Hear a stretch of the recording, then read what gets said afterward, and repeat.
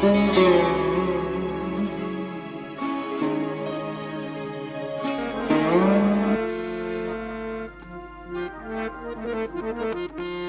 ભાગવત એ પ્રચલિત ગ્રંથ છે, એનો વિષય વસ્તુ પ્રચલિત છે, ત્યારે ઘણા લોકોએ પ્રશ્ન પૂછ્યો છે કે આ કથા શા માટે હવે જરૂરી છે?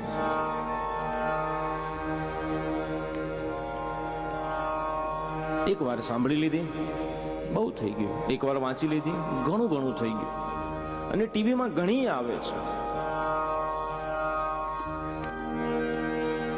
તો ભાગવત એનું પારાયણ કરવા માટે આપણે 7 દિવસનો દાખલો કરવાની શું જરૂર છે? જ્યારે આ ભૌતિકવાદી યુગમાં માણસ પાસે 7 સેકન્ડનો સમય નથી, 7 મિનિટનો સમય નથી, ત્યાં 7 દિવસ સુધી આ કરવાનો અર્થ શું? જે યુગમાં માણસ પાસે સમય કાઢવો કઠિન છે. આજે બધું છે માણસની પાસે, સમય નથી. પોતાના માટે પણ નથી, પરિવાર માટે પણ નથી, સમાજ માટે નથી, કુટુંબ માટે નથી, કે રાષ્ટ્ર માટે નથી. ત્યારે આ ગ્રંથનો 7 દિવસ પારાયણ કરવાનો અર્થ શું છે?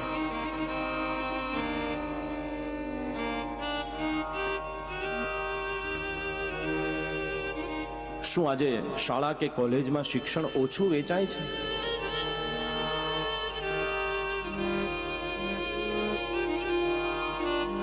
આજના યંત્ર યુગમાં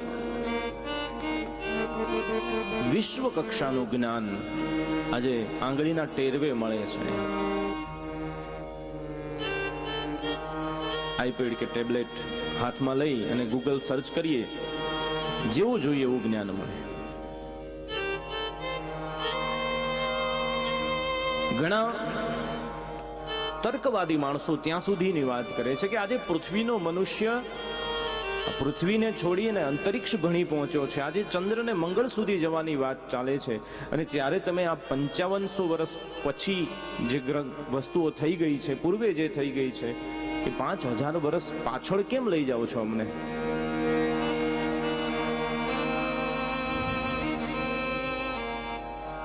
વિશ્વ જ્યારે હરણફાળ ભળી રહ્યું છે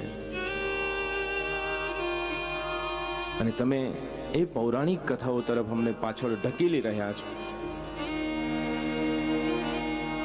એનો અર્થ શું છે? તો એનો પ્રત્યુત્તર છે કે તમારી વાત સાચી છે. નો ડાઉટ આજે શિક્ષણ પ્રણાલિકા ખૂબ સારી રીતે ચાલે છે. શાળા અને કોલેજોમાં એના મીડિયમ બદલાણા છે, એની પદ્ધતિઓ બદલાણી છે. પણ આ બધું જે શિક્ષણ મળે છે એનાથી માત્ર માણસનો બૌદ્ધિક વિકાસ થાય છે, એની બુદ્ધિક ક્ષમતા વધે છે.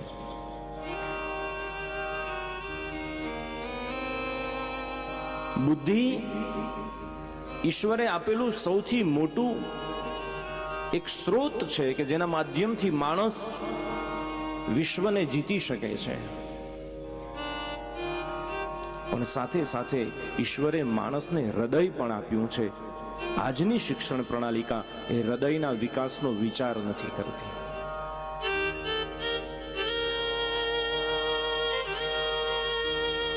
આજના જે પણ ઇન્સ્ટિટ્યૂટ છે એમાં માણસ જ્યારે દાખલો લે છે ત્યારે એને ખબર છે, એનું ભવિષ્ય નિશ્ચિત છે કે આ ડિગ્રી લીધા પછી આ ડિગ્રી લઈશ, એના પછી આવી કંપનીમાં મને જોબ મળશે અને આટલા આંકડાનો મને પગાર મળશે. અને સારો પગાર મળ્યો એટલે સારી છોકરી મળશે, સારી ગાડી હશે, સારું મકાન હશે. ત્યાંથી સારું પછી આગળ અટકી જતું હોય છે.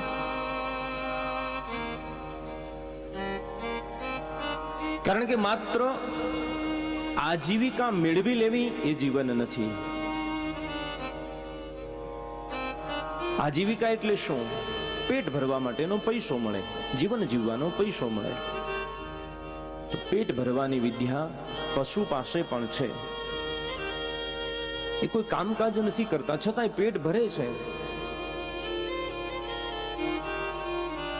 પણ જીવનની વિદ્યા જે છે, જીવન જીવવાનું જે જ્ઞાન છે,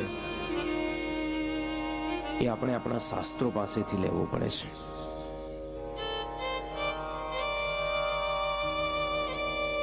તો બીજો પ્રશ્ન થાય કે જીવન તો જીવીએ જ છીએ ને, પહેલા કરતા સારું જીવીએ છીએ.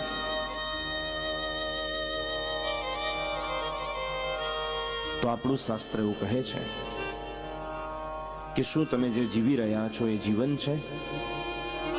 જીવનની વ્યાખ્યા શું છે? જીવન શું છે? માત્ર ભણવું, પરણવું, પરિવાર થવો, પૈસો કમાવો, બધા પ્રકારના સેટ વસાવી દેવા, ડાઇનિંગ સેટ ને, સોફા સેટ ને, મિક્સર સેટ, ડિનર સેટ, આ બધા સેટ વસાવ્યા પછી માણસ તો અપસેટ જ રહેતો હોય છે. આજે જેટલું શિક્ષણ મળે છે એનાથી બમણું મનોરંજન મળે છે, ટીવીમાં, મોબાઈલમાં, ઇન્ટરનેટમાં. પણ છતાંય તમે જોયું છે કે કોઈનો ચહેરો પ્રસન્ન હોય? બધા છોગિયા મોઢા કરીને ફરતા હોય. કઈ ચિંતામાં માણસ જીવી રહ્યો છે? અને આ ચિંતાથી જો માણસ જીવતો હોય તો એ જીવન નથી. કારણ કે માત્ર શ્વાસ ઉચ્છ્વાસ લેવો એ જીવન ન કહી શકાય.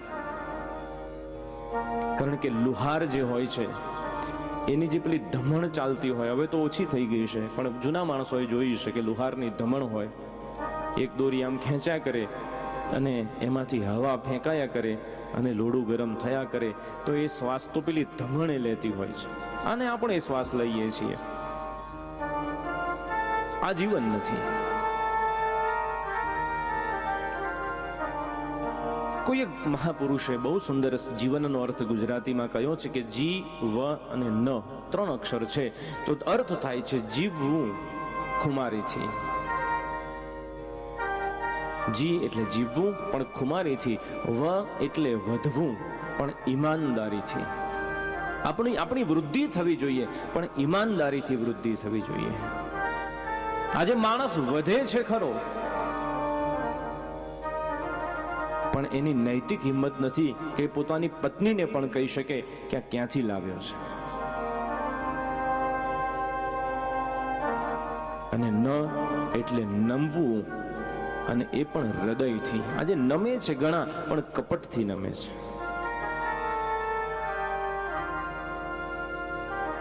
આજે સાચી વસ્તુ ક્યાંય મળતી નથી, કારણ કે માણસાઈ નથી.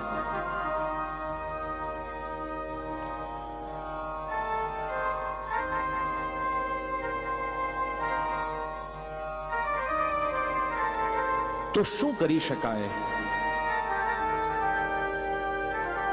તો કહે છે કે સંયમ અને નિયમ વગર વિના જીવનને સ્વચ્છ નહીં બનાવી શકાય. શ્રેષ્ઠ જ્ઞાન, સદગુણો, થોડી ગંભીરતા, થોડી કર્મનિષ્ઠા અને સત્ય વૃત્તિ આ ક્યાંય વેચાતું મળતું નથી. આ બધું આપણા ઘડતરમાં આવે છે.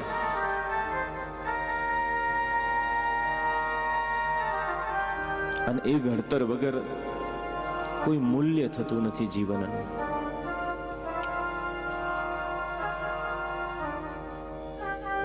મોટા ભાગે વિશ્વ જેનાથી મોહિત છે,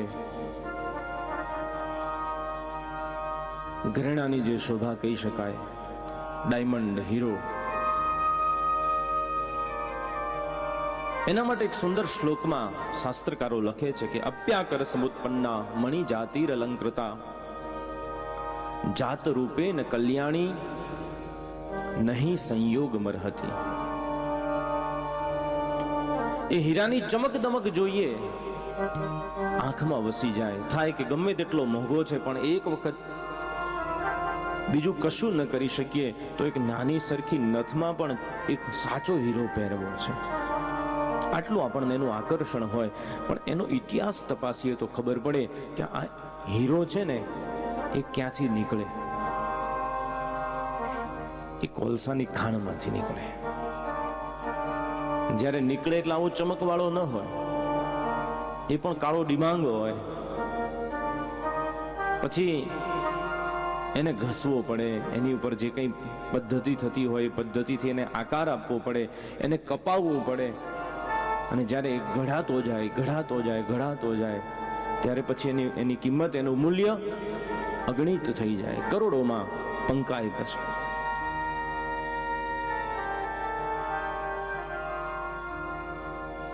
તો કવિ કહે છે કે અપ્યાકર સમુત્પન્ના મણિ જાતિર અલંકૃતા.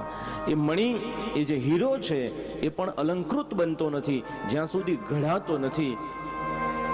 તો હવે આપણે આપણી જાતને પૂછી શકીએ કે આપણે કેટલા ઘડાયા છીએ.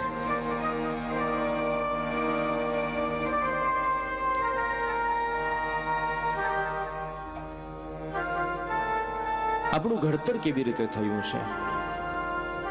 અને એટલે આપણા વડીલો કહેતા કે ભણ્યા ઓછું હોય તો ચાલશે, પણ ગણ્યા હોય તો એ જીવન સારી રીતે જીવી શકે.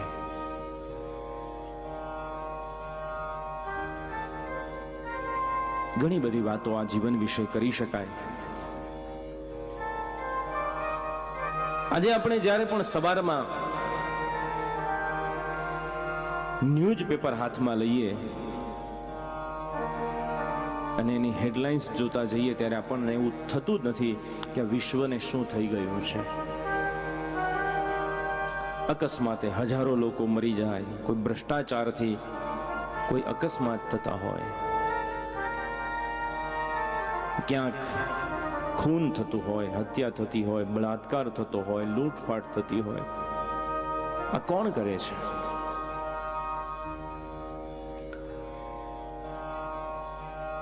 આજે માણસને શાનો ડર લાગે છે? માણસને માણસનો ડર લાગે છે. તમે રાતે સૂતા હોય ક્યારે એવું લાગે છે? પેલું નાનું છોકરું ડરતું હોય કે વાઘ આવ્યો, તમને એવું લાગે છે વાઘ આવ્યો? નથી લાગતું. ખબર છે કે નહીં આવી શકે, પણ માણસની ડર લાગે છે. કેમ? તો માણસ રહ્યો નથી. અને માટે આપણે મૂળ વાત ઉપર આવીએ કે કથાની શું જરૂર છે, 7 દિવસનો ભાગવત શા માટે કરવું જોઈએ? તો એ આપણા જીવનના ઘડતર માટે છે. તો તમારા મનમાં અત્યારે એવું થતું હશે કે અમે તો હવે કિનારે પહોંચ્યા, અને મને ખબર છે કે આ પાકા ગળે કાંઠલા ચડતા નથી, પણ કંઈક તમે અહીંયાથી ભેગું કરશો તો તમારી આવનારી અને વર્તમાન બંને પેઢીને કંઈક ભાથું તમે આપી શકશો. કદાચ સંપત્તિ ઓછી આપીએ ચાલી જાય, પણ સંસ્કાર ઓછા આપીશો તો બિલકુલ નહીં ચાલે. કારણ કે સંપત્તિ તો રાજા રાવણ પાસે પણ ઘણી હતી, સોનાની ઈંટોની નગરી, પણ માત્ર સંપત્તિ, સંસ્કારનો અભાવ હતો તો એનો વિનાશ થયો. અને વૃંદાવનની, ગોકુળની ગોપીઓ પાસે કોઈ સંપત્તિ હતી નહીં, પણ સંસ્કારની ધરોહર એવડી મોટી હતી કે ભગવાન 11 વર્ષ ને 52 દિવસ સુધી ત્યાં પગમાં ચરણ પાદુકાને ધારણ કર્યા વિના ગાયોને ચરાવતા એ ગોપીઓની વચ્ચે રહ્યા છે. એટલે સંસ્કારથી ઈશ્વર રાજી થાય છે, સંપત્તિથી નથી થતો.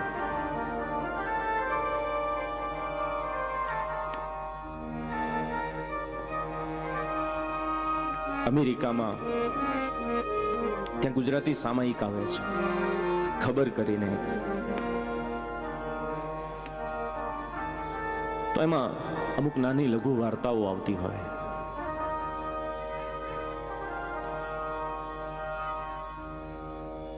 તો એમાં એક મેં વાર્તા વાંચેલી કે અમેરિકાની અંદર એક મ્યુઝિયમમાં એક પથ્થરની જૂની કોઈ મૂર્તિ ઘડાયેલી હશે, એનો સંગ્રહ કરેલો, અને લોકો જોવા આવતા કે 800 વર્ષ પહેલા કેવી રીતે ઓજાર નહોતા છતાંય મૂર્તિઓ ઘડાતી હતી, એ સમયની કેવી સંસ્કૃતિ હશે. પછી સંશોધકો જે પુરાતત્વ વિભાગ વાળા હોય એની ઉપર પછી એના લેખો લખતા. અમેરિકાની સંસ્કૃતિમાં એ સમયમાં માણસો કેટલા વિકસિત હતા એની બધી વાત લખેલી હોય, લોકો જોવા આવે. હવે આ પથ્થરની મૂર્તિ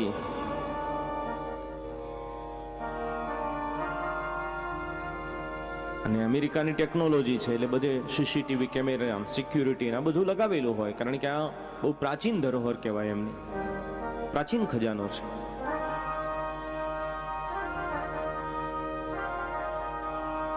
એક દિવસ સવારમાં ન્યૂઝમાં એવું આવે છે કે મ્યુઝિયમમાં રહેલી આ મૂર્તિ છે ને એને કોઈ તોડી નાખી છે, અને માણસને પકડી પણ લીધો પોલીસે. કેમેરામાં પણ એનો પુરાવો મળી ગયો કે આને જ તોડી છે. કાયદા પ્રમાણે રાષ્ટ્રની સંપત્તિને નુકસાન કર્યું એને ન્યાયાધીશ પાસે લઈ ગયા. ન્યાયાધીશે માત્ર એક જ પ્રશ્ન પૂછ્યો આ યુવાનને કે ભાઈ, આ મૂર્તિ આટલા વર્ષો જૂની હતી, એક જ જગ્યાએ ઊભી છે, એને તારું શું બગાડ્યું? તને કેમ એવું થયું કે આને તોડી નાખવી છે? તને શું મળ્યું એનાથી? તે કેમ તોડી નાખી એને? અને ત્યારે એ યુવાનનો જે જવાબ છે એ સાંભળીને આપણને આપણા ભવિષ્યની ચિંતા થાય.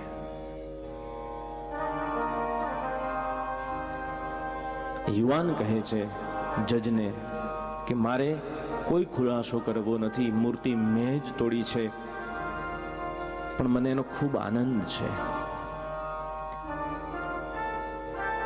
કારણ કે ગઈકાલ સુધી મારા ઘરના સભ્યો સિવાય મારી ગલીમાં મને કોઈ ઓળખતું નહોતું, અને આજે આખું અમેરિકા મને ઓળખે છે કે પેલો મૂર્તિ તોડનારો આ વ્યક્તિ છે, એટલે હું આજે ફેમસ થઈ ગયો છું, અને ફેમસ થવા માટે થઈને મેં મૂર્તિ તોડી નાખી છે.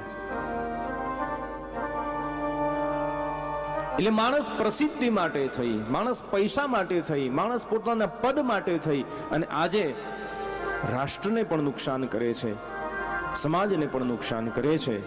અને ત્યારે આપણે એ ચિંતા કરવી કે આપણા પરિવારમાં કોઈ આવો નબીરો પાકે ને એ દિવસે પછી આપણે ઉજાગરે ઊંઘતા થવું પડે.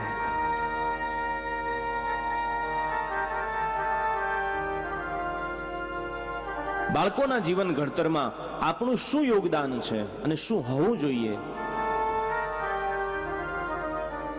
કારણ કે ભાગવત એ માત્ર ત્યાગ અને વૈરાગ્ય નથી શીખવાડતો, ભાગવત આપણને સામાજિક જ્ઞાન આપે છે, પરિવારના નિયમો સમજાવે છે,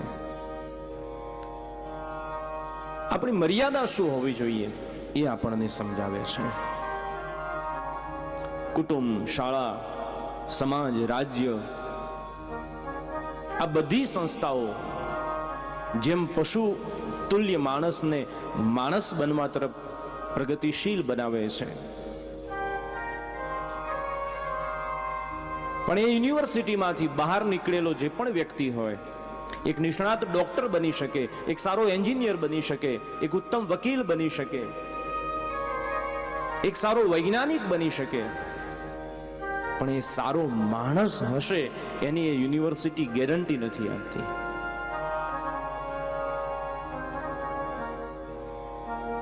અને માણસ કોને કહેવાય? તો તમે જે વ્યાખ્યા આપો છો એ કે ભાઈ તમારા જેવો દેખાતો હોય, મારા જેવો જે દેખાતો હોય, માણસ.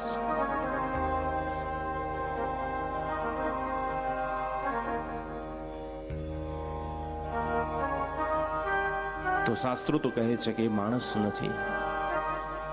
જન્મ મળ્યા પછી મનુષ્યત્વ મેળવવું પડે છે. દુર્લભમ ત્રયમેવ એતત, આ ત્રણ વસ્તુ દુર્લભ છે. એમાં પહેલું મનુષ્યત્વમ, બીજું મુમુક્ષુત્વમ અને મહાપુરુષ સંશ્રય.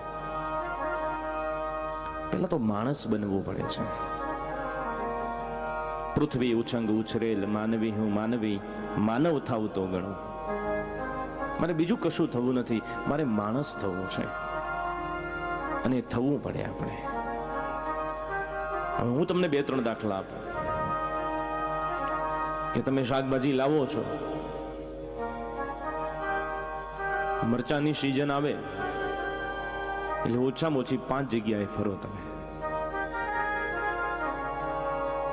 પેલું થરાનું મરચું ને, શેરથાનું મરચું ને, પટણી મરચું ને, કાશ્મીરી મરચું ને, આ બધું હોય છે ને, એની જાતો હોય જુદી જુદી.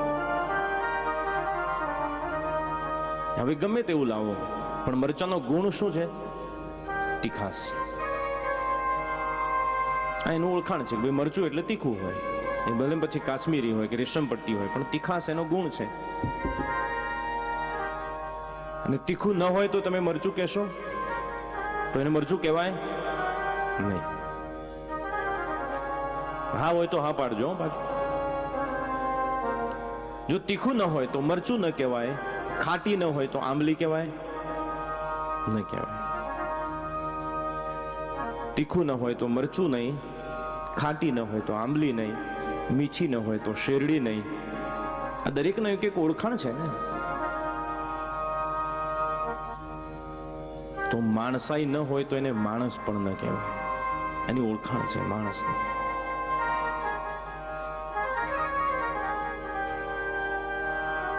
એ માણસાઈ મેળવવી પડે છે, કમાવી પડે છે, ઘડતર કરવું પડે છે.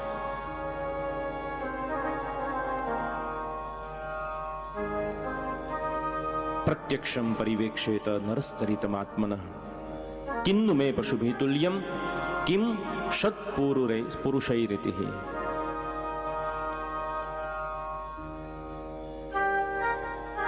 પ્રત્યક્ષમ પરિવેક્ષેત. અને આ બીજા કોઈ પાસે આપણે પરીક્ષા નથી કરાવી, પ્રત્યક્ષ પોતે જાતે જ પરીક્ષા કરો કે હું ક્યાં જઈ રહ્યો છું. 7 દિવસ દરમિયાન ભાગવતમાં કથિત જે કંઈ વિષયો છે, જે જ્ઞાન આપ્યું છે, એ જ્ઞાનના માધ્યમથી આપણે આપણી જાતની પરીક્ષા કરવી છે. માત્ર સાંભળીને ઊભા થવું નથી. મને યાદ છે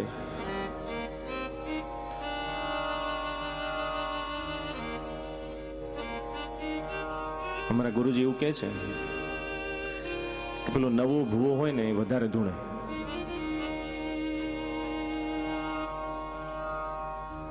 એટલે જ્યારે હું શરૂઆતમાં સત્યનારાયણની કથાથી શરૂઆત કરેલી,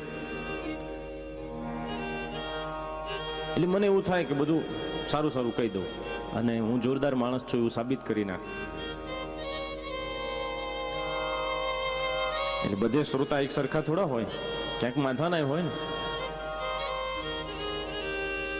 એટલે એમને પેલા સફરજન કેળા કાળા ન થઈ જાય એની ચિંતા હોય.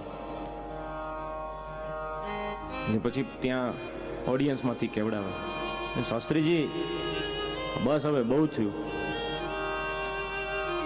આમ અમે બહુ કથાઓ કરી નાખી છે, હવે તમે આરતી સુધી જાઓ તો સારું છે. એટલે અમારે તો ક્યાં અંદરથી પાના આઘા પાછા કરવાના હોય. તરત જ જય જય શ્રી સ્કંદ પુરાણ રેવા ખંડે સત્યનારાયણ વ્રત કથા એમ 5મો અધ્યાય સમાપ્ત. કૃષ્ણાર્પણ મસ્તું ઘંટડી વગાડીને ચલો આરતી લઈ લો. વાર કેટલી એમાં ને ડ્રાઈવરના હાથમાં હોય ને, કેટલી સ્પીડમાં ચલાવવું, ક્યારે બ્રેક મારવી, ક્યાં ઊભા રહેવું.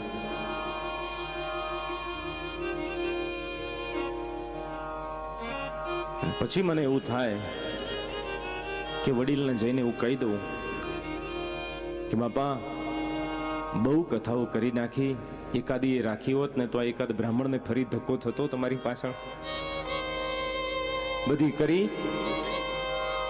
એકે રાખવી તો હતી ઘરે, એકાદી તો.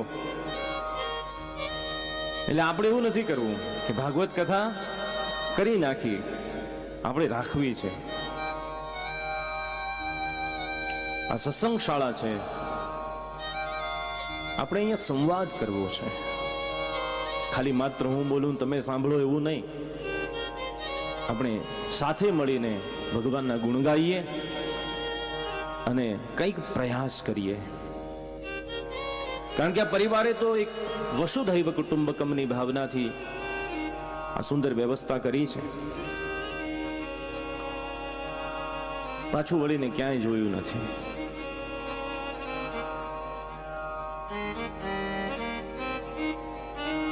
અને હજુ ગઈકાલે જ મને આશુ કહેતો હતો કે ભાઈ સંખ્યા વધે ને તો ત્યાં સુધી આપણી તૈયારી છે કે મંડપ ત્યાં સુધી લાંબો કરવો, વાંધો નથી. એટલે આપણે જેટલી બહોળી સંખ્યામાં એનો લાભ લઈ શકીએ.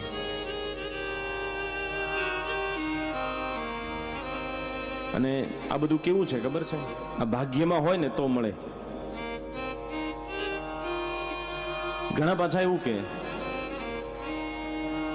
કે અમારે જોશી સાહેબની કથામાં જવું હતું પણ કંકોત્રી નહોતી. કથા કંકોત્રીથી ન સંભળાય.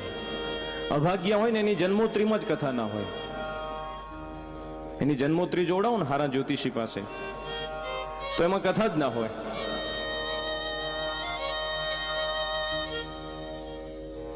કારણ કે સંતો એવું કહે છે કે કદાચ તમે એવું માનીને અહીંયા બેઠા હો કે કથા સાંભળીશું તો ઘણું બધું પુણ્ય ભેગું થઈ જશે, તો એવું નહીં થાય. કેમ નહીં થાય? તો કે ઘણા બધા પુણ્ય ભેગા થાય ને તો કથા સાંભળવા મળે, અને કથા સાંભળ્યા પછી તો ગાંઠો છૂટતી જાય, ગ્રંથિ ભેદન થાય.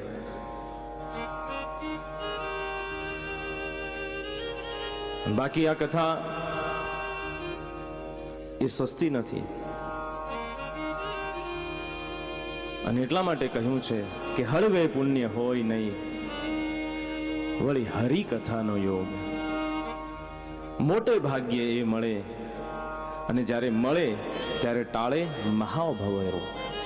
આ ભવરોગમાંથી જો દૂર થવું હોય તો ભવૌષધિ છે એ ભાગવત કથા છે. કારણ કે આપણા જે કઈ પાપ છે, જે સંતાપ છે, એ પાપ અને સંતાપ એ ક્યારે નાશ થતા નથી. અને એટલા માટે લખ્યું છે કે ના ભુક્તમ ક્ષીયતે કર્મ કલ્પકોટિ શતૈરપી.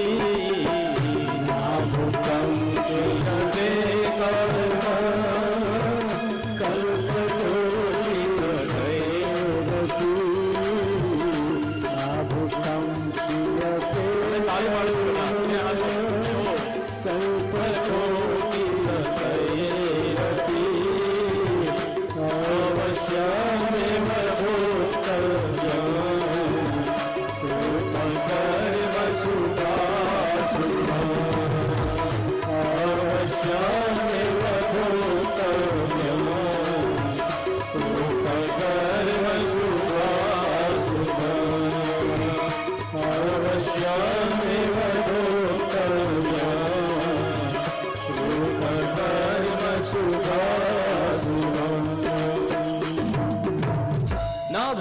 ક્ષીયતે કર્મ કલ્પ કોટી શતૈરપિ. આ ભાગવત શું કરે છે અને આપણે શું કરવું છે 7 દિવસ સુધી? તો કહે છે ના ભુક્તમ ક્ષીયતે કર્મ કલ્પ કોટી શતૈરપિ. એક જન્મ નહીં, અનેક જન્મ નહીં, એક યુગ નહીં, એક કલ્પ નહીં, પણ કોટી કલ્પો સુધી પણ તમારું કરેલું જે કઈ પાપ છે એ ક્યારે નાશ થતું નથી. એ અવશ્ય ભોગવવું પડે છે. કૃતકર્મ શુભ અશુભ, શુભાશુભ જે કઈ કામ કરીએ એ સત્કર્મ હોય કે દુષ્કર્મ હોય, એનું પરિણામ માણસે ચોક્કસ ભોગવવું પડે છે.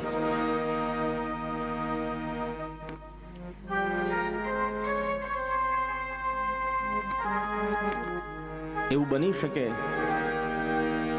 કે આપણા કર્મ એ ટળે ન થઈ શકે. આપણને કેમ ઘણી વખત એવું થતું હોય છે કે આટલા આટલા સારા કામ કરું છું, આટલી ભક્તિ પૂજા પાઠ કરું છું, છતાંય મને તકલીફ આવે છે?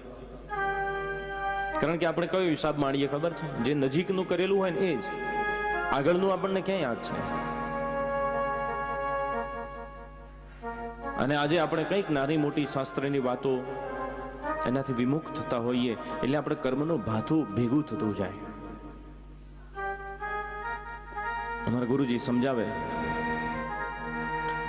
કે રસોડામાં બેનો જ્યાં રસોઈ બનાવતી હોય એની પાસે એક સિંક રાખે સરસ મજાનું, પછી ત્યાં વાસણ ધોવાનું થાય ને હાથ ધોવાનું થાય.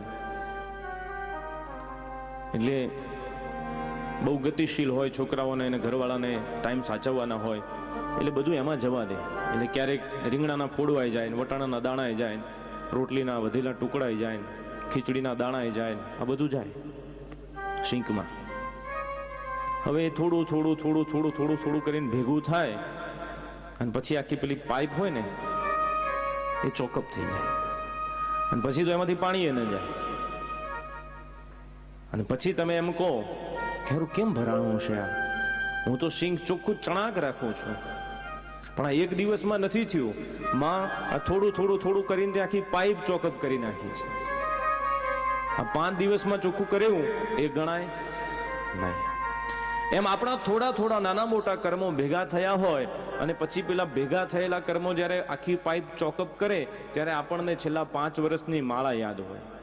5 વર્ષથી સોમવાર કરું છું, 5 વર્ષની એકાદશીઓ થઈ અને તોય મને તકલીફ પડે. ના ભુક્તમ ક્ષીયતે કર્મ કલ્પકોટી સ્વતૈરપી અવશ્યમ એવ ભોક્તવ્યમ કૃતકર્મ શુભા શુભમ. બીજું ઉદાહરણ સમજો કે સવારમાં ઉઠતાની સાથે સરસ મજાની ખજૂર ને આંબલીની ચટણી સાથે ઢોકળા ખાધા હોય, આથો આવેલા. બપોરે ભોજનમાં કઢી લીધી હોય, કઢિયલ કઢી બનાવી હોય સરસ મજાની, ચીલની ભાજી નાખી. બપોરે મહેમાન આવ્યા હોય, ઉનાળા જેવું છે થોડું, એને શરબત પીધો હોય ને પેલી રસના પીધી હોય. સાંજે પછી ટામેટાનું સેવ નાખીને શાક ખાધું હોય. પછી રાતે સૂતા પહેલા 1 ચમચી મધ પી લો, દીવો કરો, માળા લઈને બેસો કે મધ ખાધું છે એટલે ગળ્યો ઓડકાર આવે, ગળ્યો ઓડકાર આવે, ગળ્યો ઓડકાર આવે. તો કેવો આવે? ખાટો આવે. આખા દિવસથી ખાટું ખાધું છે, 1 ચમચી મધમાં ગળ્યા ઓડકાર આવે તમને એટલે હજુ ખૂટે છે. બરોબર? એ ખટાશને દૂર કરીને મીઠાશને જીવનમાં લાવવી હોય તો એના માટે આ જ્ઞાન અહીંયાથી આપણે સંપાદિત કરવું પડે. આ કઈ વિદ્યા છે? તો કે સા વિદ્યા યા વિમુક્ત. પેલી સ્કૂલ કોલેજ શાળા વાળી નથી, કારણ કે એ તો જ્ઞાન વધારે જોશી સાહેબ આપી શકે. સુધાબેન અનેક વિદ્યાર્થીઓ તૈયાર કર્યા છે અને એમની પરંપરામાં અમારો ધર્મ પણ આજે છોકરાઓ ભણાવે છે. એટલે શાળા કોલેજનું જ્ઞાન ત્યાંથી મળી રહે, પણ જીવનની મીઠાશ ક્યાંથી આવે? પરમ પૂજ્યપાદ બ્રહ્મલીન ડોંગરેજી મહારાજ એમની કથામાં એવું કહેતા કે મને એક મોટો શેઠિયો મળ્યો, ખૂબ ઉદાસ, અને પૂજ્યપાદ ડોંગરેજી મહારાજની આગળ પ્રાર્થના કરી અને એને કહ્યું કે મહારાજ બહુ તકલીફ છે.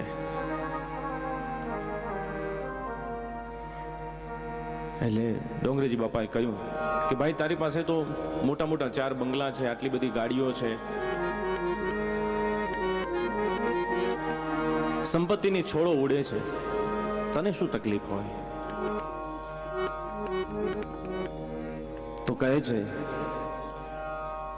કે આ બધું દેખાવો છે મહારાજ. રાત્રે ઊંઘ આવતી નથી, ભૂખ લાગતી નથી, પરિવારમાં કોઈ કયું માનતું નથી, બહુ ચિંતા છે. એટલે સુખની અને દુઃખની કોઈ વ્યાખ્યા નથી.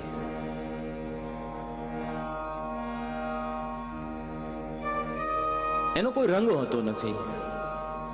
હા, પણ જેવો સંગ હોય એવો એનો રંગ હોય છે. અને એટલે શાસ્ત્રકારો એવું લખે છે કે બે વસ્તુ એવી છે કે જે સંગ પ્રમાણે રંગ બદલે છે. એક પાણી,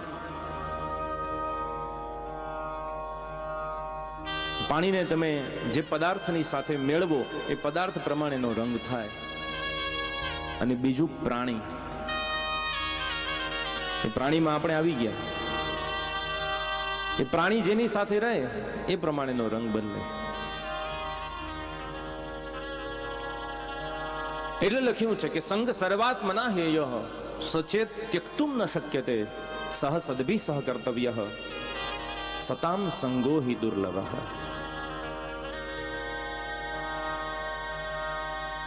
કે માણસ એકલો ચાલી શકતો નથી, એને કોઈના આશ્રયની જરૂર છે, કોઈની હૂંફ જોઈએ છે, કોઈનો ટેકો જોઈએ છે.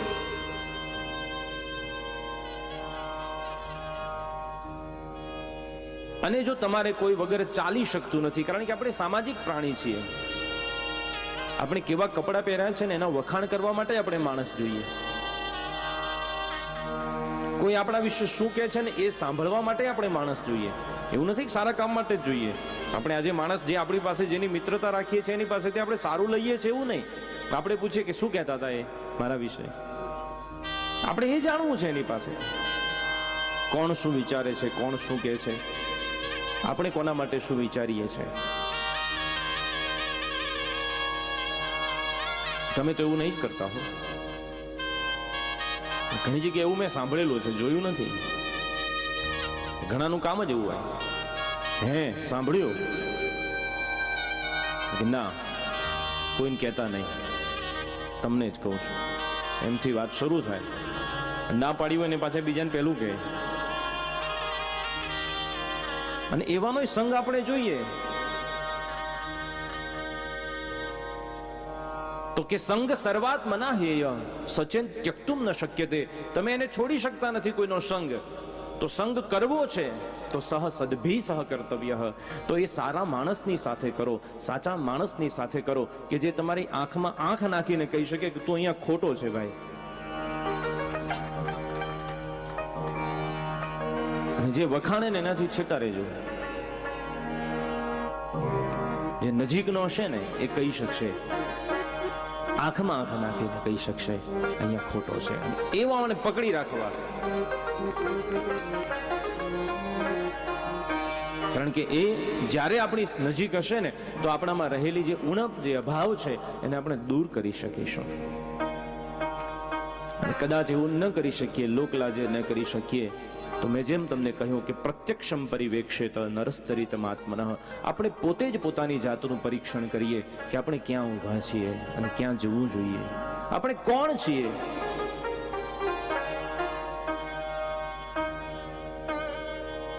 અને આવું શાસ્ત્ર આપણને આપણી ધરોહરમાં ઋષિઓએ આપ્યું છે, આવો ખજાનો આપ્યો. લખ્યું છે કે નિમગ્નાનામ યથા ગંગા દેવાનામ અચ્યુતો યથા વૈષ્ણવાનામ યથા શંભુ પુરાણાનામ ઇદમ તથા. આ શાસ્ત્ર કેવું છે કે નિમગ્નાનામ યથા ગંગા, નદીઓમાં જેમ ગંગા જેવી કોઈ પાવન નથી, કોઈ શ્રેષ્ઠ નથી, કોઈ ઉત્તમ નથી. દેવો ઘણા છે પણ ભગવાન અચ્યુત કૃષ્ણ જેવો કોઈ દેવ નથી. ભક્તો ઘણા છે, વૈષ્ણવો ઘણા છે પણ વૈષ્ણવોમાં શંભુ ભગવાન શંકર જેવો કોઈ વૈષ્ણવ નથી. એમ પુરાણો ઘણા છે પણ ભાગવત જેવું કોઈ પુરાણ નથી. શ્રીમદ ભાગવત પુરાણ તિલકમ યદ વૈષ્ણવા નામ ધનમ. આ તો વૈષ્ણવોનું ધન છે, સાચું ધન છે. યસ્મિન પારમહંસમેવ મમલમ જ્ઞાનમ પરમ ગીયતે યત્ર જ્ઞાન વિરાગ ભક્તિ સહિતમ નૈષ્કર્મ્યમાં વિસ્કૃત તત્સૃણવન પ્રપઠન વિચારન પરો ભક્ત્યા વિમુચ્યેન્નરઃ. સુજી મહારાજે એક પ્રમાણ આપી દીધું કે આ એવું ભાગવત છે કે એના શ્રવણ માત્રથી, તત્સૃણવન પ્રપઠન, એના પઠન માત્રથી, વિચારન પરો, એના વિચાર માત્રથી ભક્તિ આપણામાં જન્મ લે છે.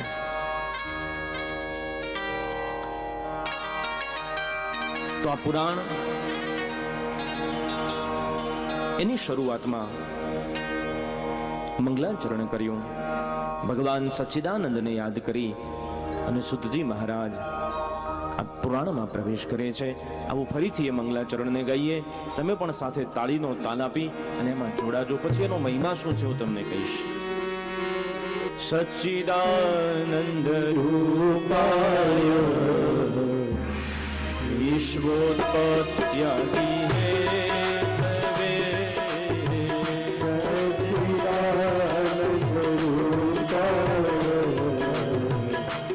વિશ્વોત્પત્યાદિ હેતવે સચ્ચિદાનંદ રૂપાય વિશ્વોત્પત્યાદિ હેતવે સચ્ચિદાનંદ રૂપાય વિશ્વોત્પત્યાદિ હેતવે તાપત્રય વિનાશાય તાપત્રય વિનાશાય શ્રી કૃષ્ણાય વયં નમઃ શ્રી કૃષ્ણાય વયં નમઃ શ્રી કૃષ્ણાય વયં નમઃ. સુજી મહારાજ મંગલાચરણ કરી ભગવાનને વંદન કરે છે કે ભગવાન જેનો ગુણગાન ગાવા જઈ રહ્યા છીએ એ ઈશ્વર કેવો છે. તો ભગવાનનું ત્રણ વસ્તુ ઉપર આપણું ધ્યાન દોર્યું છે. એક તો ભગવાનનું સ્વરૂપ કેવું છે, ભગવાન શું કામ કરે છે અને ભગવાનનો સ્વભાવ કેવો છે. સ્વરૂપ માધુર્ય ભગવાનનું કેવું છે, ભગવાનનું કરુણા માધુર્ય કેવું છે અને ભગવાનનો સ્વભાવ માધુર્ય કેવું છે. કારણ કે 7 દિવસ દરમિયાન આપણે એ ભગવાનને વિશે વાત કરવાના છીએ અને કોઈના વિશે કોઈની સાથે સંબંધ બાંધવો હોય તો સંબંધ કરતા પહેલા આપણે 2-3 વાતો જોવી પડે. તમે પણ વડીલો છો, તમારા દીકરા દીકરીનું તમે સંબંધ કરતા હશો તો પહેલા શું જોઈએ? તો પહેલો જ આજના યુગ પ્રમાણે આપણે જોઈએ કે ભાઈ દેખાવમાં કેવો લાગે છે અથવા દેખાવમાં કેવી લાગે છે. પહેલી વાત આવે ને કે નમણો છે અને આ તો તમારો સ્વભાવ આવે બહેનોનો. ખાસ ઘરમાં ગમે તેવું કામ હોય પણ બહાર બેન્ડ બાજુ કે ડીજે સંભળાય ને એટલે બધા કામ પડતા મૂકીને બહાર બારીમાં ગોઠવાઈ જઈએ. કોની જાન નીકળે છે જોવા માટે. અને પછી આપણે ઓળખતા ન હોઈએ પણ કોઈની જાન નીકળી હોય. વરરાજા બાપડો જેવો હોય, કુદરતે જેવું રૂપ આપ્યું હોય પ્રમાણેનો હોય, પછી એની કેપેસિટી પ્રમાણે શણગાર્યો હોય એને. હવે આપણે કઈ લેવા દેવા ન હોય, આપણે તો ઉપરથી આપણું કામ બગાડીને જોવા ગયા હોય અને તોય પાછા આપણે બાજુવાળા જોતા હોય ડોક્યું કરીને એને કઈ જોયું મોંનું મોઢું કેવું કાળું નારિયેળ જેવું છે. એટલે પણ તારે ક્યાં જમાઈ કરવો છે? એ કોકનો થવાનો છે, જેના ભાગ્યમાં લખ્યો છે એનો થશે. પણ તોય આપણને ટેવ આવી. એટલે સ્વરૂપની જે તમારી ટેવ છે ટેવથી આપણે શરૂ કરીએ કે પહેલા જોઈએ કે આપણે કેવું જોઈએ છે. તો ભગવાન કેવા છે? તો કહ્યું છે કે ભગવાન સત સ્વરૂપ છે, ભગવાન ચૈતન્ય સ્વરૂપ છે અને ભગવાન આનંદ સ્વરૂપ છે. ભગવાન એ સત છે, સત્ય છે,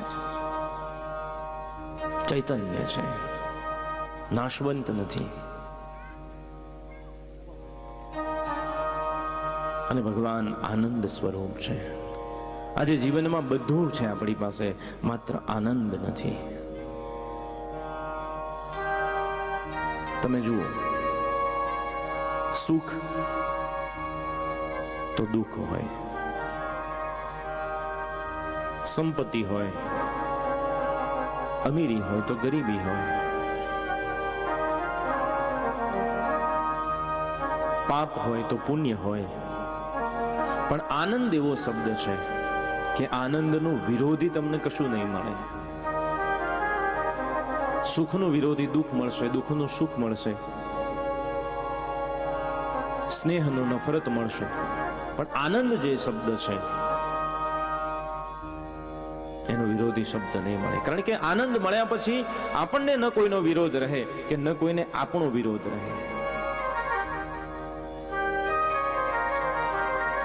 તો એ ઈશ્વર આનંદ સ્વરૂપ છે. હર્ષ શબ્દ ખરો, પણ એનો શોક પાછો એનો વિરોધી મળી જાય. તો ભગવાન સુખથી પણ ઉપર છે, ભગવાન હર્ષથી પણ ઉપર છે, ભગવાન આનંદ સ્વરૂપ છે. એટલે સ્વરૂપ માધુર્ય છે કે જેને જોતા જ આનંદ થાય. હવે દેખાવડો તો છે, પણ કરે છે શું? ભણે છે, કંઈ કમાય છે કે ખાલી ટાપ ટીપ કરીને ફર્યા કરે છે? એ બી જોવું પડે ને પાછું. તો કહે છે કે વિશ્વોત્પત્તિ આદિ હેતવે, આ વિશ્વની ઉત્પત્તિ, આ વિશ્વનું પાલન અને આ વિશ્વનો લય સંહાર કરવાની જે લીલા માધુર્ય છે એ ઈશ્વર કરે છે. આ જગતને ઉત્પત્તિ, સ્થિતિ અને લય એનું કારણભૂત દિવ્ય ચૈતન્ય જે ઈશ્વર છે. કામકાજ એ સારું કરે છે. તમે એક એક વસ્તુ પર રાઈટ કરતા જજો પછી, કારણ કે તમારે સજ પણ કરવાનું છે. હા, અને પછી જોવું પડે કે સ્વભાવ કેવો છે. અને સ્વભાવ બહુ મહત્વની વાત છે. તમે જુઓ, ઘણા હોય ને સ્વભાવે લવિંગિયા મરચા જેવા, હા, બહુ તીખા હોય. લવિંગિયા તીખા હોય ને બહુ. હા, કારણ કે હું બહુ તીખું ખાતો નથી. લવિંગિયા મરચા જેવો સ્વભાવ હોય. ક્યાંથી આવતા હોય ને આપણે પૂછીએ, કેમ છો, ક્યાંથી આવો છો? તો કે ચૂલામાંથી. તારે કઈ કામ છે? પૂછાય નહીં. લે બાબા, તું ધબધબે છે એટલે ચૂલામાંથી જ આવતો હોઈશ. એમણે બેઠા હોય ને એમ પૂછે, બેઠા છો? તો લે, થાય તો દુખી કરી નાખ. લે, પૂછાય નહીં. ન પૂછીએ તો પ્રોબ્લેમ પાછો કે આમ નીકળે ને તો ખબર નહીં હવામાં ઉડે છે. હું બેઠો તો મને બોલાવ્યો નહીં. હવે આ બહુ સ્વભાવની બહુ તકલીફ હોય છે. તમારો સ્વભાવ તો સારો જ હશે ને, કંઈક આમાંનું હોય તો પાછું આપણે બાજુમાં મૂકતા જજો. છેલ્લે મેં મંડપ બનાવી દઈશું.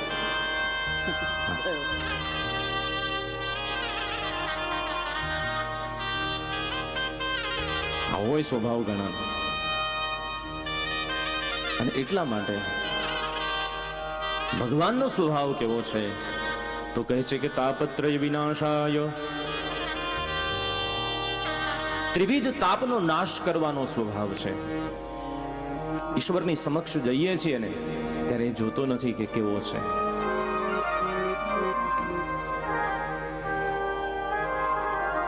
એ કરુણાથી આપણો હાથ પકડી લે છે, દયાવાન છે.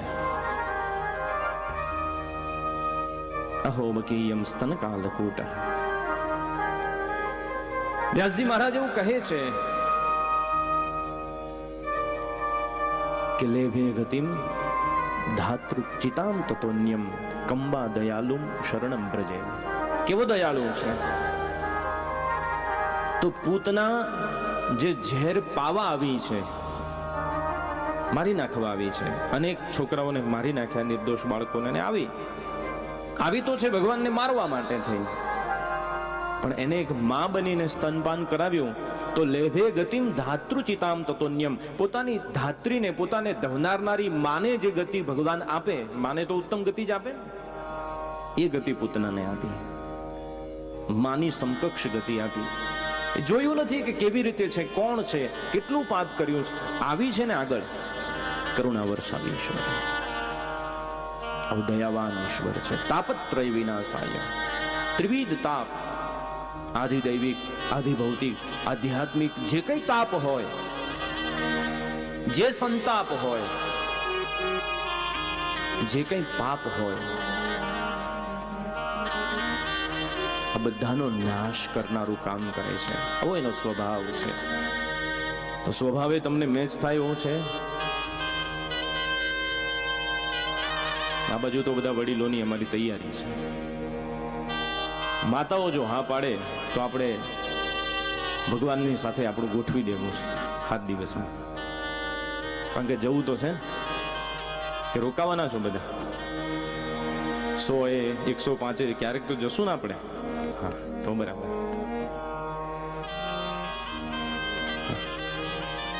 અમારી કથા થઈ ને પછી મહાત્મ્ય ગાયું.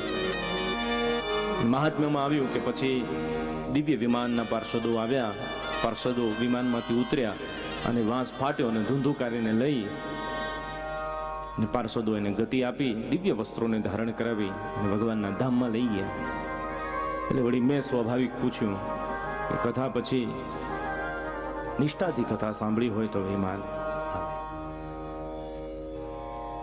એટલે મેં પૂછ્યું, મેં કીધું કદાચ આવે તો આમાંથી કેટલાની તૈયારી છે?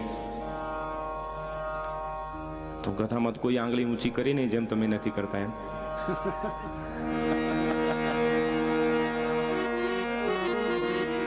હજુ પેલી ચાવીઓ છૂટી નહીં હોય ને તમારે, કઈ વાંધો. ધીમે ધીમે છોડવી, થોડો વહુ ઉપર ભરોસો રાખવો, સંભાળી લેશે.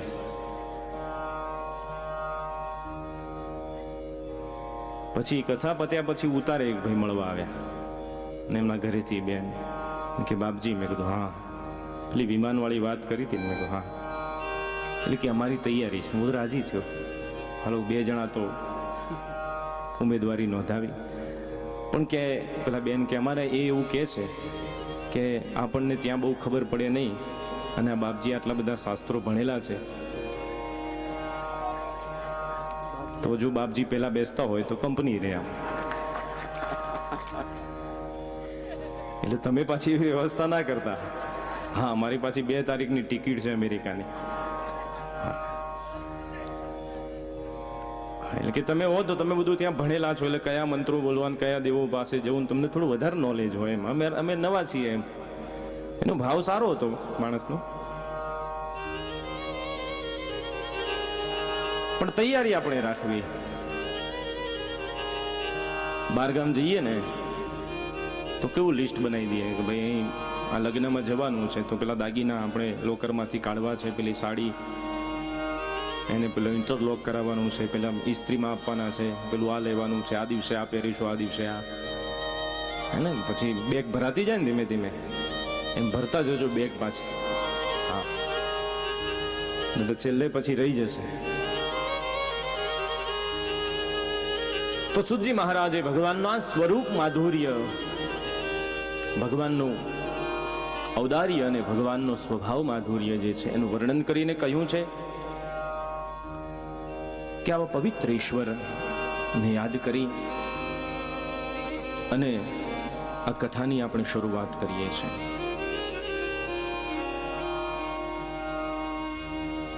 નૈમિષારણ્યની ભૂમિમાં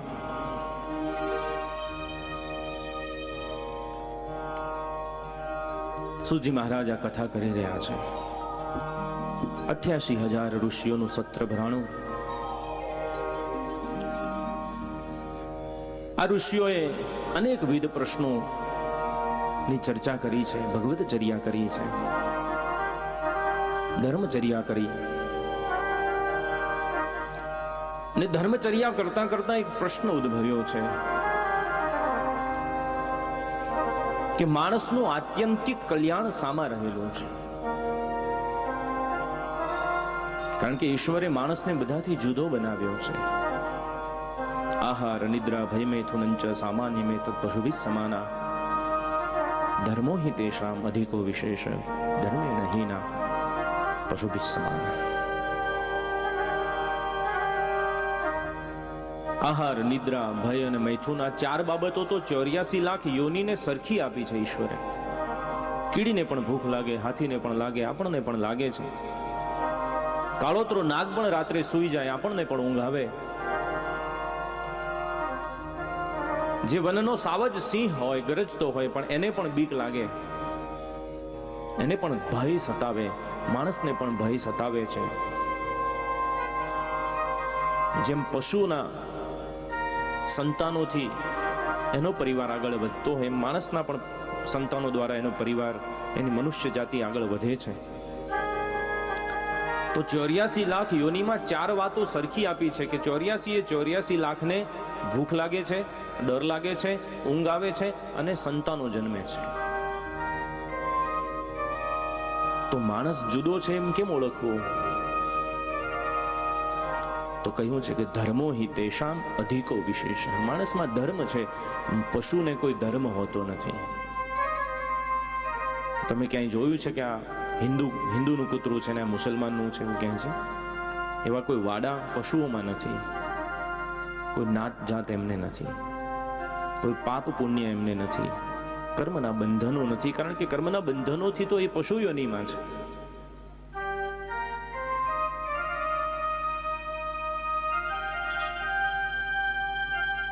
તો કયું કર્મ કરીએ કે જેના થકી માણસ એના આત્યંતિક કલ્યાણ સુધી પહોંચી શકે?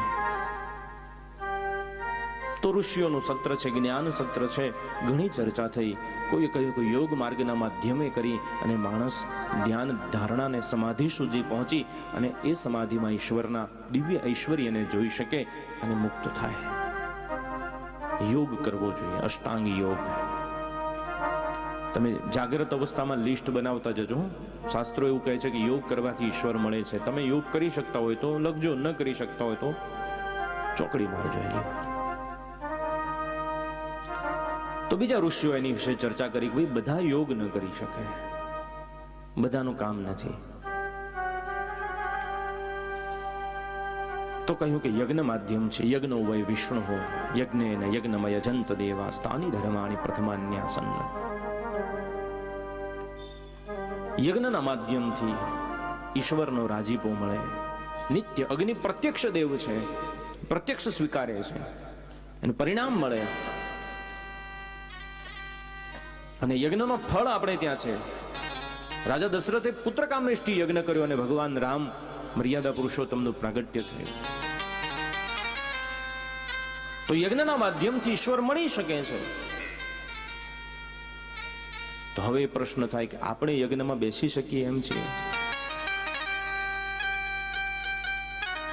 વર્ષના વચલા દાડે કોઈ વખત યજ્ઞ કરાયો હોય તો પહેલું આપણે પૂછે ફરાળ કરાય, શું ખવાય? હવે આપણે યજ્ઞ કરી શકીએ? જો કરી શકો તો હા લખો. પછી લખ્યું કે વ્રતના માધ્યમથી, વ્રતે ન દીક્ષામાં આપનોતી, મંત્રમાં લખ્યું છે દીક્ષા આપનોતી દક્ષિણા. દક્ષિણા શ્રદ્ધામાં પહોંચી શકાય પણ વ્રત દ્વારા. હવે આપણા વ્રત કેવા છે? એકાદશી કરો છો ને બધા? કરજો. પછી જયારે આવશે મને યાદ કરાવજો, હું એનો મહિમા સમજાવીશ તમને.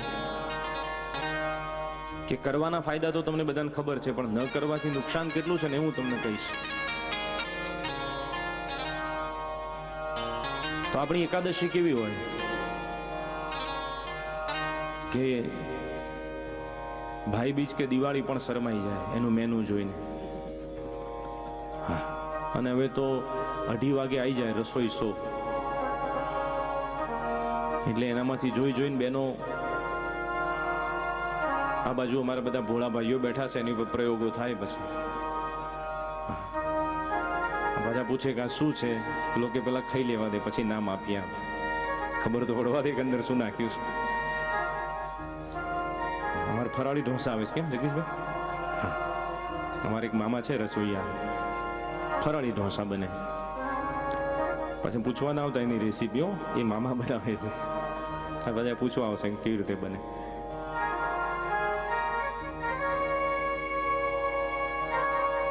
તો વ્રત જે છે એના માધ્યમથી પણ ઈશ્વર સુધી પહોંચી શકાય. અમરીશ રાજા પહોંચી શક્યા છે એકાદશીના માધ્યમથી. વસુદેવ દેવકી એકાદશી કરી છે ત્યારે ભગવાન પ્રજ્ઞા છે.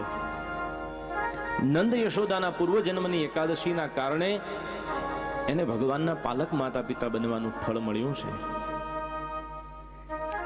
તો વ્રત ઉત્તમ છે, માત્ર એકાદશી નહીં, ઘણા વ્રતો ઉત્તમ છે, પણ આપણે વ્રત એની નિષ્ઠાથી કરી શકતા નથી. એટલે યોગ, યજ્ઞ, વ્રત અને આગળ આવે છે જપ. જપ કરો છો, મંત્ર જાપ.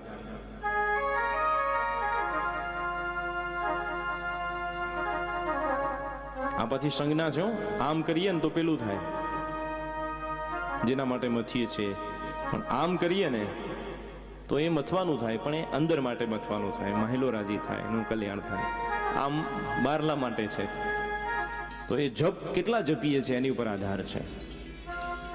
ફરીથી યાદ કરું, પરમ પૂજ્યપાદ બ્રહ્મલીન ડોંગરેજી મહારાજ એવું કહેતા કે જે 13 કરોડ જપ કરે ને એને ભગવાન પ્રત્યક્ષ મળે.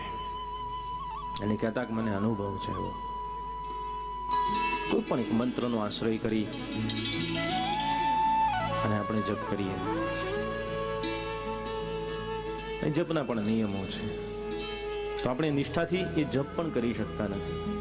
તો યોગ, યજ્ઞ, વ્રત, જપ, પછી આવે તપ. એની ઉપર તો હું ચોકડી મારું છું, કારણ કે આપણે નહીં તપ કરી શકીએ.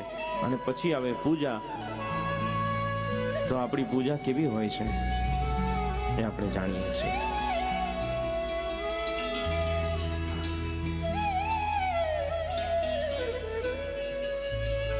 એટલે એમાં પણ એટલી આપણી એકાગ્રતા હોતી નથી. ભગવાનની પૂજા થતી હોય ત્યાં તો ચૂલે મૂકેલું દૂધ યાદ આવે, પેલામાં સીટી કેટલી પડી એ ગણવાની હોય, છોકરું જાગ્યું છે કે નહીં એ જોવાનું હોય. અને હવે તો નવું પાછું આવી ગયું છે. કદાચ આપણે 5 મિનિટ એકાગ્રતાથી પૂજા કરતા હતા તો થોડી થોડી વારે પેલું જોવું પડે, વોટ્સએપમાં કંઈ આવ્યું છે, ફેસબુકમાં કંઈ આવ્યું છે, અપડેટ શું છે લેટેસ્ટ.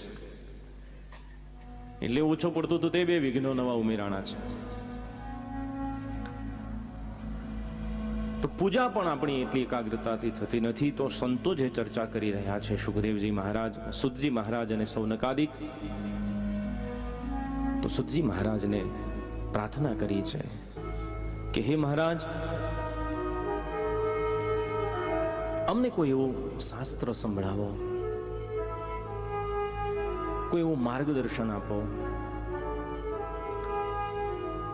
કે જેમાં અમારા મનને સમાધાન થાય. અને સુતજી મહારાજ આ દિવ્ય શાસ્ત્રના મંગલાચરણથી શરૂઆત કરે છે. મંગલાચરણમાં એમને આ શાસ્ત્રના પ્રથમ વક્તા એવા સુખદેવજી મહારાજને યાદ કરી અને પ્રાર્થના કરી છે. યમ પ્રવ્રજંત મનુપૈતમ પૈતકૃત્યમ યમ પ્રવ્રજંત મનુપૈતમ પૈતકૃત્યમ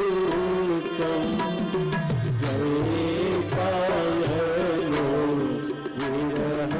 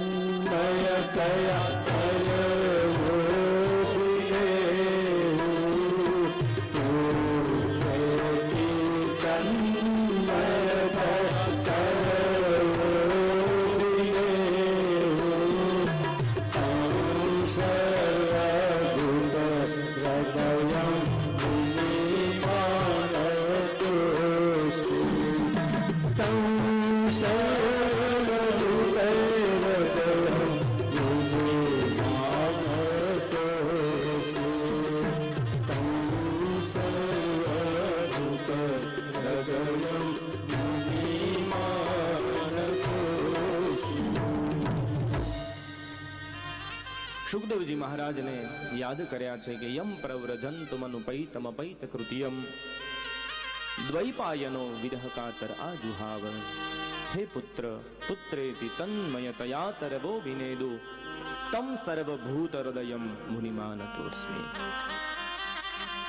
સુજી મહારાજે મંગલાચરણમાં સુખદેવજી મહારાજને ગુરુપદે સ્થાપી અને એમને પ્રાર્થના કરી છે કે હું એ મહાપુરુષને, એ ઈશ્વરના ચૈતન્યને પ્રાર્થના કરું છું કે જે જન્મતાની સાથે પોતાની ગર્ભનાળ લઈ અનુપૈત કૃત્યમ, અનુપૈતનો અર્થ થાય છે કે બ્રાહ્મણનો ઋષિકુળનો જે દીકરો હોય એને જ્યાં સુધી યજ્ઞોપવિત સંસ્કાર ન થાય, ઉપવિત સંસ્કાર ન થાય, ત્યાં સુધી એનો વેદારંભ થતો નથી, શાસ્ત્રનું વેદનું જ્ઞાન ન લઈ શકે. પણ આ તો આકંઠ તૃપ્ત વૈરાગી સુખદેવજી મહારાજ શરતની સાથે જન્મ્યા છે કે હું આવું તો ખરો, માં અરણીના ગર્ભમાંથી બહાર આવું, પણ શરત માત્ર એટલી છે કે મને ઈશ્વરની માયા ક્યાંય સ્પર્શવી જોઈએ નહીં, અને ભગવાનને બાંધીને બહાર આવે આવો મહાપુરુષ. જન્મતાની સાથે ગર્ભનાળની સાથે જે નીકળ્યા અનુપૈત છે, હજુ તો ઉપવિત સંસ્કાર પણ નથી થયા, અને પુત્રના વિરહમાં વ્યાસજી મહારાજ હે પુત્ર, હે શુક, હે શુક આવો વિલાપ કરે. અને ત્યારે તરવો ભીને દો,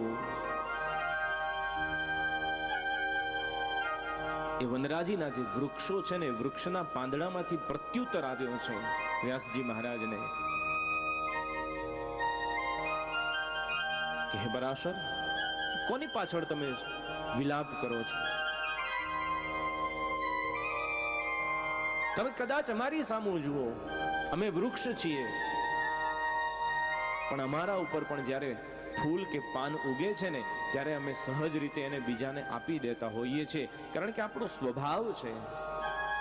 પરોપકારાય સતામ વિભૂતયઃ, પરોપકારાય વહંતિ નદ્યઃ. આ નદીઓ વહે છે એ પરોપકારી છે, વૃક્ષ ઉપર ફળ આવે છે પરોપકારી છે. ક્યારે આપણે આપણું પોતાની પાસે ન રાખવું, એને વહેંચી દેવું જોઈએ.